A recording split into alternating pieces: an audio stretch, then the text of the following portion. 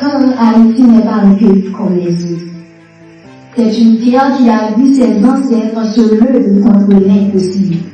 Une terre où des hommes et des femmes ont choisi la liberté plutôt que la soumission, la dignité plutôt que la peur. Nos ancêtres n'avaient ni richesse, ni magnificence, mais ils avaient quelque chose de plus fort, le courage. Le courage de croire que le peuple noir pouvait être libre, et ils ont gagné. Alors aujourd'hui, je vous pose une question. Qu'allons-nous faire de cet héritage?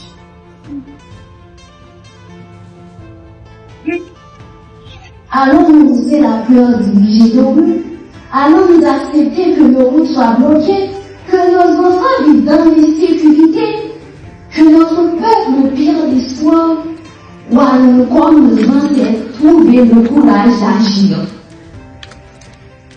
Mesdames, messieurs, le peuple haïtien ne demande pas l'impossible. Il demande la paix. Il demande la sécurité. Il demande le pouvoir de circuler librement, vivre et dignement, voter librement. Aujourd'hui, je vous appelle non seulement comme autorité, mais comme héritier de cette nation courageuse. Et le courage de décider, et le courage de protéger, et le courage de ramener la paix. Parce que chaque jour qui passe, sans action, quelque chose peut exister. Moi, je suis l'histoire de Dieu. Et c'est Haïti mérite Dieu. Haïti peut se relever, mais Haïti a besoin de ça.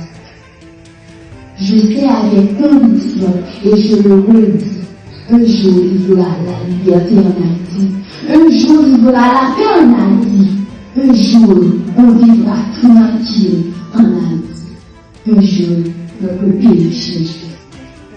Mais faisons que les sacrifices de nos ancêtres ne soient pas en vain.